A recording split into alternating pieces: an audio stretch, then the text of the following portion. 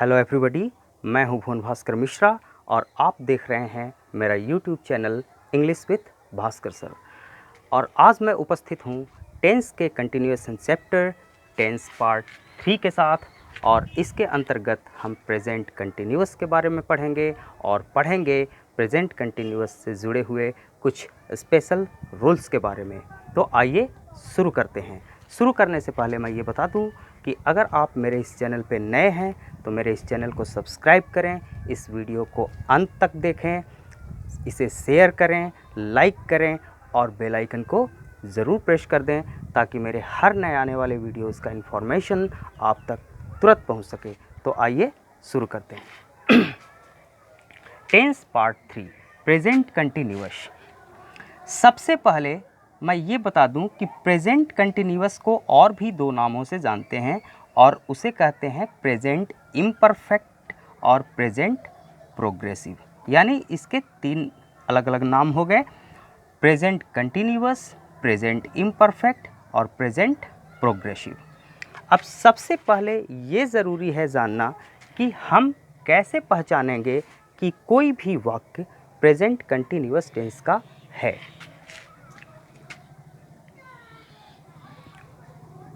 पहचान यानी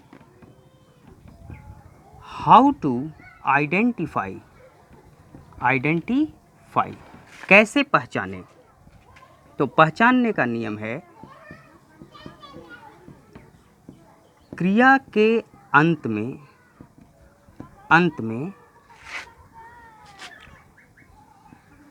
रहा है, रही है, रहे हैं, रहा हूँ, रहे हो, लगा रहता है, लगा रहता है। यानी कि प्रेजेंट कंटिन्यूअस टेंस के क्रिया के अंत में रहा है, रही है, रहे हैं, रहा हूँ, रहे हो लगा रहता है। और इसके अंतर्गत हम अलग अलग प्रकार के सेंटेंसेस को पढ़ेंगे, जैसा कि हम सिंपल प्रेजेंट टेंस में पढ़े थे। Positive sentence, negative sentence, interrogative sentence और WH क्वेश्चंस। तो सबसे पहले हम पॉजिटिव सेंटेंस को शुरू करते हैं। पॉजिटिव सेंटेंस इसे हम एफर्मेटिव सेंटेंस भी कहते हैं। Affirmative sentence okay. और इसका स्ट्रक्चर है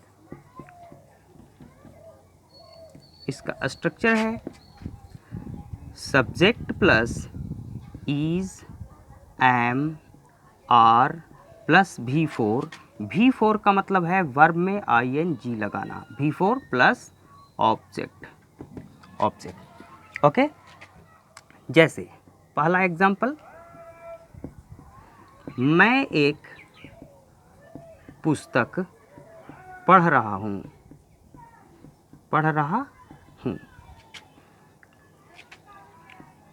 I am reading a book।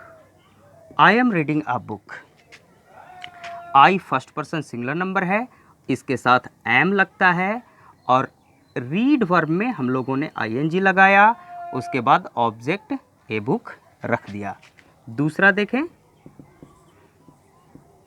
वह एक पतंग उड़ा रहा है। He is flying a kite। सबसे पहले हम लोगों ने ही यानी वह सब्जेक्ट को रखा, उसके बाद स्ट्रक्चर के अनुसार ही थर्ड पर्सन सिंगुलर नंबर है इसलिए इज लगाए, उसके बाद फ्लाई वर्ब में ING लगाया, उसके बाद ए काइट ऑब्जेक्ट को हमने रख दिया, वह एक पतंग उड़ा रहा है। ओके, तो ये पॉजिटिव सेंटेंस है। आइए अब हम नेगेटिव सेंटेंस का स्टडी करते हैं।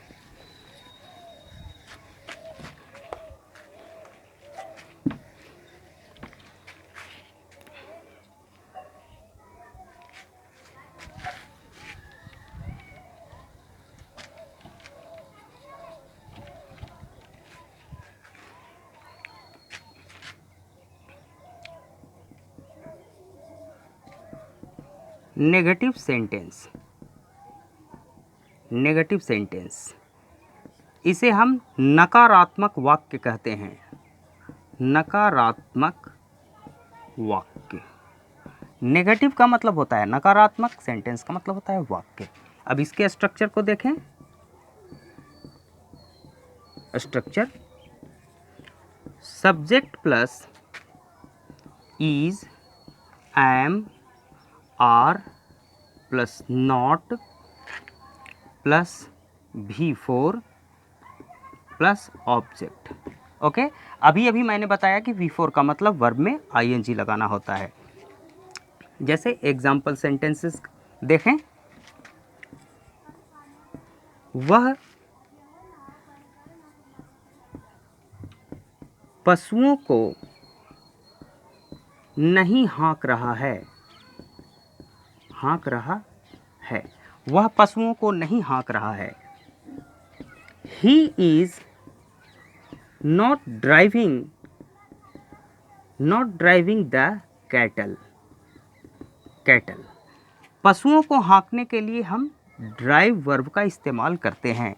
और हमने बताया था कि जब वर्ब में ing लगाना हो तो लास्ट के ई वर्ड को हटा के ing लगाते हैं। जैसे हमारा वर्ड था DRIVE, ड्राइव, और ing लगाने के लिए हमने क्या किया, DRIV लिखा, ई को हटा दिया और ing इसमें लगा दिए, driving.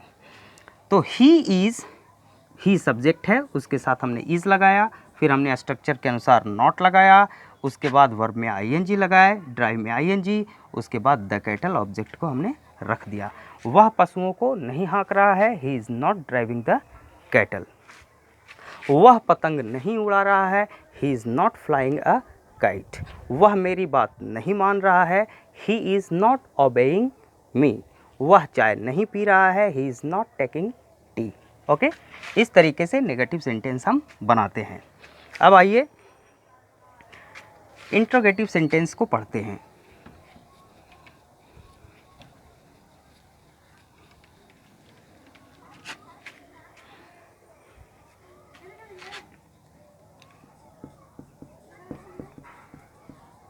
Interrogative sentence, interrogative sentence का मतलब होता है प्रश्नवाचक वाक्य, वाक्य।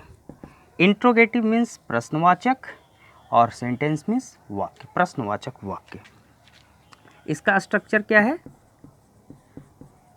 स्ट्रक्चर इज, एम, आर को पहले रख देते हैं। इज, एम और आर को पहले रख दिया जाता है, फिर सब्जेक्ट को लाते हैं, फिर अगर वाक्य में नॉट हो तो नॉट लाते हैं, नहीं तो इसे छोड़ देते हैं, प्लस V4 का इस्तेमाल करते हैं, फिर ऑब्जेक्ट को लाते हैं।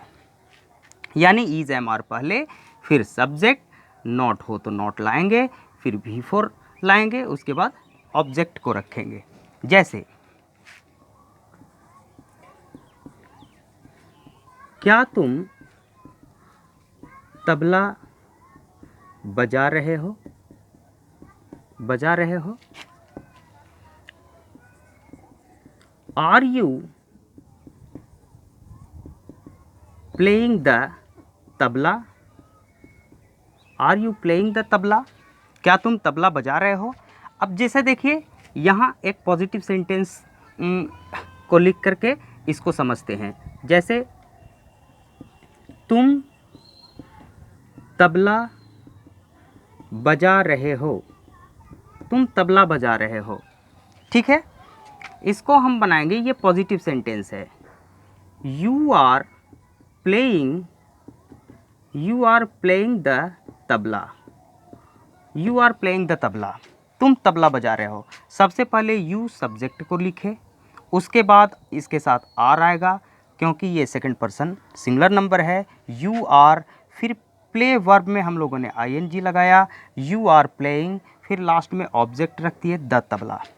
लेकिन इसी सेंटेंस को अगर हम इंट्रोगेटिव बनाते हैं, क्या तुम तबला बजा रहे हो, तुम के पहले हमने क्या लगा दिया, क्या तुम तबला बजा रहे हो। तो जब तुम सब्जेक्ट के पहले क्या शब्द आ गया तो फिर हम इस आर को उठा के इसके पहले यानी यू के ठीक पहले रख देंगे और ये हो जाएगा आर यू और यहाँ से आर हट जाएगा और यहाँ आर आ जाएगा। Okay, are you playing the tabla. ठीक है, तो हमने बनाया है इसको, are you playing the tabla, क्या तुम तबला बजा रहे हो। अब मैं उम्मीद करता हूँ कि आप इसे समझ गए होंगे। आइए अब WH क्वेश्चंस को समझते हैं।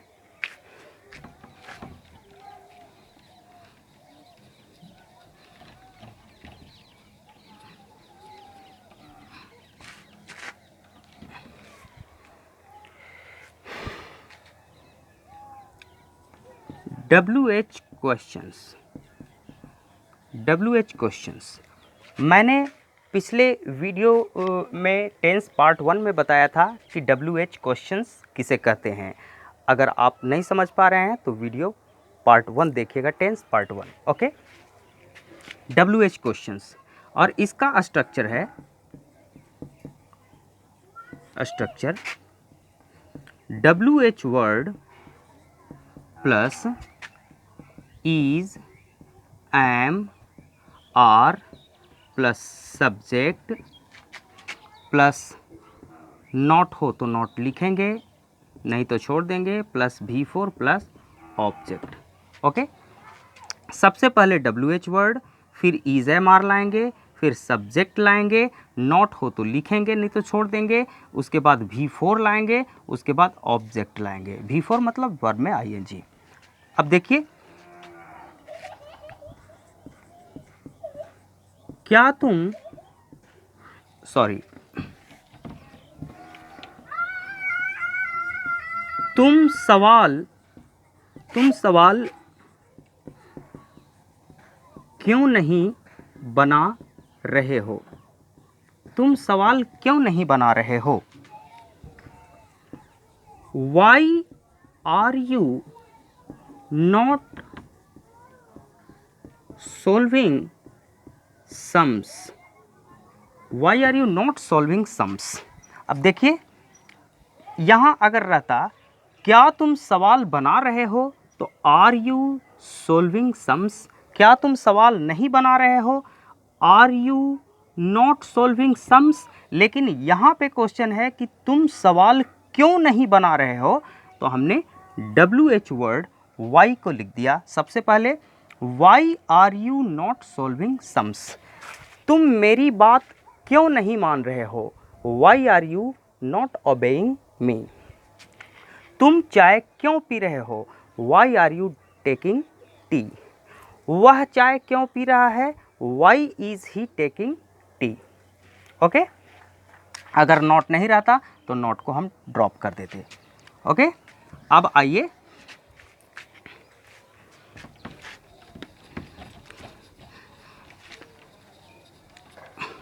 स्पेशल सेंटेंसेस के बारे में पढ़ते हैं।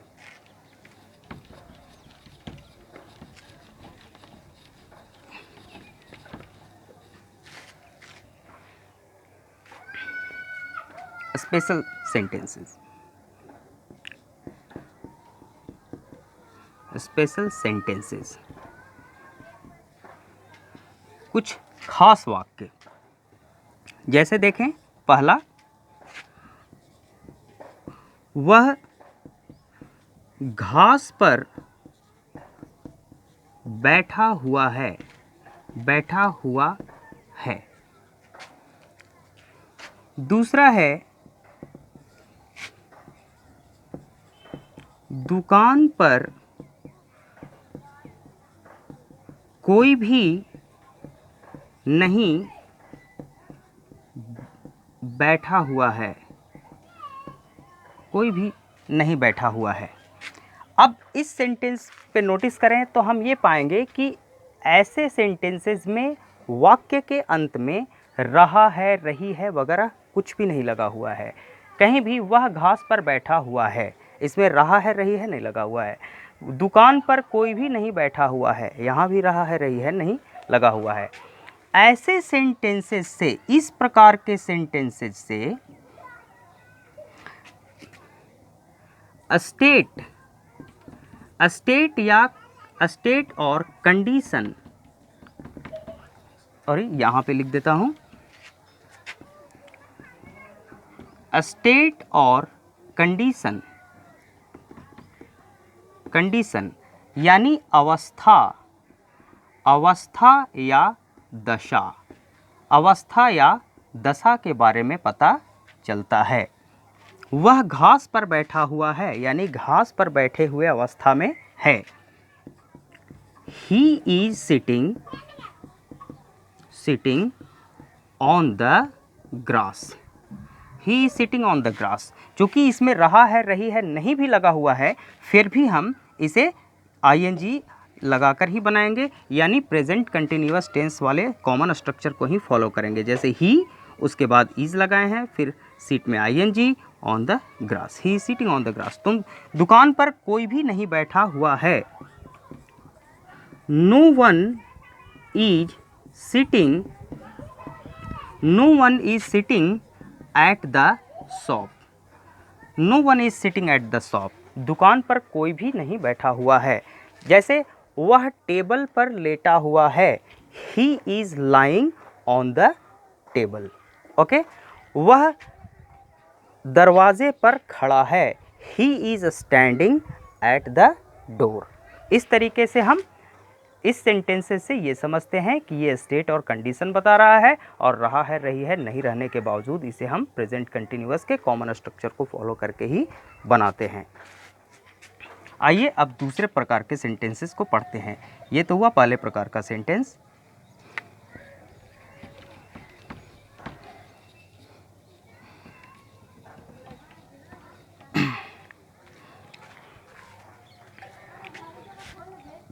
अब बी टाइप सेंटेंस को पढ़ते हैं। घर जल रहा है, घर जल रहा है, पहला सेंटेंस है। दूसरा सेंटेंस है चिड़िया उड़ रही है। तीसरा बच्चे खेल रहे हैं, खेल रहे हैं, बच्चे खेल रहे हैं। अब इसमें देखिए वाक्य के अंत में रहा है, रही है, रहे हैं इत्यादि लगा हुआ है, फिर भी हम इसे प्रेजेंट कंटिन्यूअस के कॉमन स्ट्रक्चर को फॉलो करके नहीं बनाएंगे, दूसरे प्रकार से ही इसको हम ट्रांसलेट करेंगे। जैसे देखिए घर जल रहा है, इसको हम बनाएंगे the house is on fire, on fire. इसे हम द हाउस इज बर्निंग भी बना सकते हैं, लेकिन the house is on fire भी बनेगा। चिड़िया उड़ रही है, द बर्ड इज फ्लाइंग, लेकिन हम इसे दूसरे तरीके से बनाएंगे the bird is on the wing, on the wing, the bird is on the wing. बच्चे खेल रहे हैं, children are playing, children are playing भी इसको बनाया जा सकता है, लेकिन इसे देखिए दूसरे तरीके से कैसे बनाएंगे the children are at play, the children are at play, at play means खेल रहे हैं। उसी प्रकार से ट्रेन चल रही है, the train is in motion.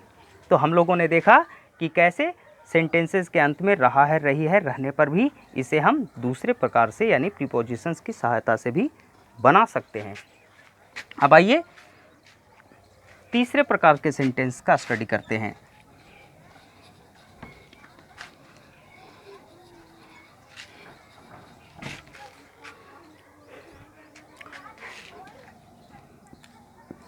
सी, ये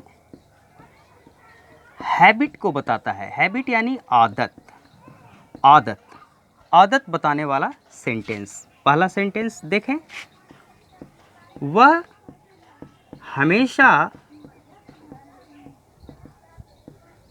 प्रश्न पूछता रहता है, वह हमेशा प्रश्न पूछता रहता है, ये हैबिट बता रहा है, हैबिट। ओके, दूसरा सेंटेंस देखें, बच्चा हमेशा अपना अंगूठा चूसता रहता है, चूसता रहता है। बच्चा हमेशा अपना अंगूठा चूसता रहता है, यानी बच्चे में अपना अंगूठा चूसने की आदत होती है। तो इन दोनों ही प्रकार के सेंटेंसेस से वह हमेशा प्रश्न पूछता रहता है, बच्चा हमेशा अपना अंगूठा चूसता रहता है। दोनों ही प्रकार के सेंटेंसेस से आदत यानी हैबिट का बोध हो रहा है। अब आइए इसे बनाते हैं। अब एक चीज़ और नोटिस करते हैं कि वाक्य के अंत में ता है लगा हुआ है, फिर भी हम इसे प्रेजेंट कंटिन्यूअस के सिंपल स्ट्रक्चर को फॉलो करके ही बनाएंगे। जैसे देखिए, he is always asking questions, QUESTIONS, he is always asking questions, वह हमेशा प्रश्न पूछता रहता है। बच्चा हमेशा अपना अंगूठा चूसता रहता है। The child is always sucking या licking its thumb, THUMB। The child subject हुआ, उसके बाद इज लगाए, फिर ऑलवेज मीन्स हमेशा, सक में हमने ING लगाया जो कि प्रेजेंट कंटिन्यूअस का सिंपल स्ट्रक्चर है, सकिंग या लिकिंग इट्स थंब। बच्चा हमेशा अपना अंगूठा चूसता रहता है। The child is always sucking या लिकिंग इट्स, यहाँ इट्स वर्ड जो है ये अपना के लिए आया है, इट्स थंब। ओके, तो आइए अब चौथे प्रकार के सेंटेंसेस के बारे में पढ़ते हैं।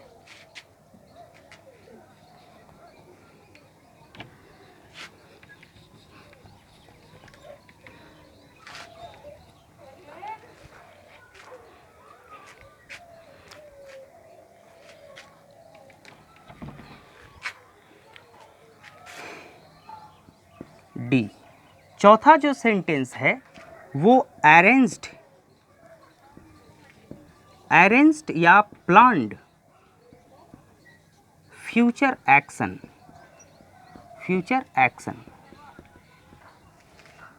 के बारे में बताता है। अरेंज्ड या प्लान्ड फ्यूचर एक्शन क्या है? भविष्य की पूर्व निर्धारित योजना या कार्यक्रम, बल्कि भविष्य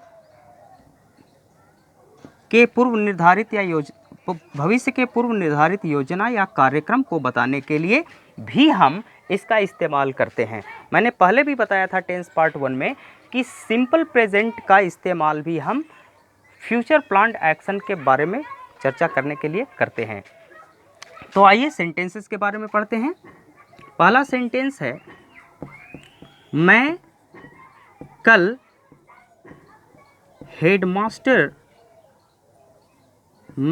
हेडमास्टर से मिलूंगा। मिल रहा हूँ या मिलूंगा। ओके, मैं कल हेडमास्टर से मिल रहा हूँ या मैं कल हेडमास्टर से मिलूंगा। दूसरा सेंटेंस देखें, मंत्री जी कल बाढ़ प्रभावित क्षेत्र का दौरा करेंगे। ओके, मंत्री जी कल बाढ़ प्रभावित क्षेत्र का दौरा करेंगे। तो इस तरीके के सेंटेंसेस को बनाने के लिए भी हम प्रेजेंट कंटिन्यूअस का इस्तेमाल करते हैं। जैसे अब इसको ट्रांसलेट करें, मैं कल हेडमास्टर से मिल रहा हूं या मैं कल हेडमास्टर से मिलूंगा। I am meeting the headmaster tomorrow. मंत्री जी कल बाढ़ प्रभावित क्षेत्र का दौरा करेंगे। The minister is visiting the flooded, flooded या flood hit area tomorrow. The minister is visiting the flooded या flood hit area tomorrow. Okay, तो इस तरीके से हम लोगों ने आज प्रेजेंट कंटिन्यूअस टेंस के बारे में पढ़ा और उससे रिलेटेड सेंटेंसेस के बारे में पढ़ा, कुछ स्पेशल सेंटेंसेस के बारे में हम लोगों ने स्टडी किया। और अब मैं आप लोगों को 3 सेंटेंस बनाने के लिए दे रहा हूं। आप इस पूरे वीडियो को देखें, इसे समझें, उसके बाद 3 सेंटेंसेस को बनाएं और कमेंट बॉक्स में उसका ट्रांसलेशन लिखकर आप ज़रूर भेजें। तो 3 सेंटेंसेस जो हैं वो इस प्रकार से हैं।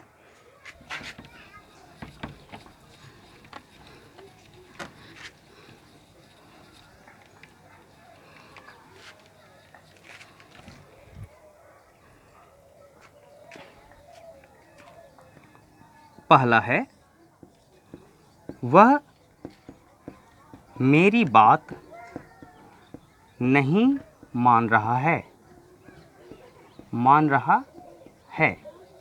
ओके।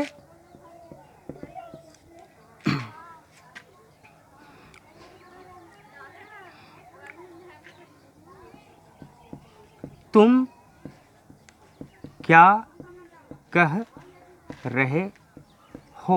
क्या कह रहे हो, और तीसरा जो सेंटेंस है वो ये है, वह कम रोशनी में क्यों पढ़ रहा है। वह मेरी बात नहीं मान रहा है। तुम क्या कर रहे हो, वह कम रोशनी में क्यों पढ़ रहा है। कम रोशनी का जो अंग्रेजी है वो है डीम लाइट। आपके हेल्प के लिए मैं बता दूं, कम रोशनी को हम डीम लाइट बोलते हैं। और बात मानना, वह मेरी बात नहीं मान रहा है। यहाँ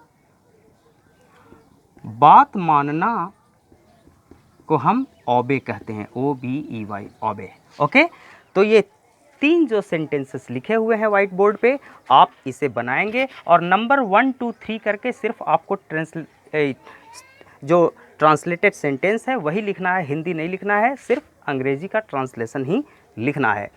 तो आप कमेंट बॉक्स में जाके ये ज़रूर बताइएगा कि ये वीडियो आपको कैसा लगा। और अगर आपने अब तक मेरे इस चैनल को सब्सक्राइब नहीं किया है तो आप इसे अभी सब्सक्राइब कर लें और इस वीडियो को लाइक करें, शेयर करें और बेल आइकन ज़रूर प्रेस कर दें। जल्दी ही हम एक ऐसे ही वीडियोज़ के साथ मिलेंगे। तब तक के लिए धन्यवाद।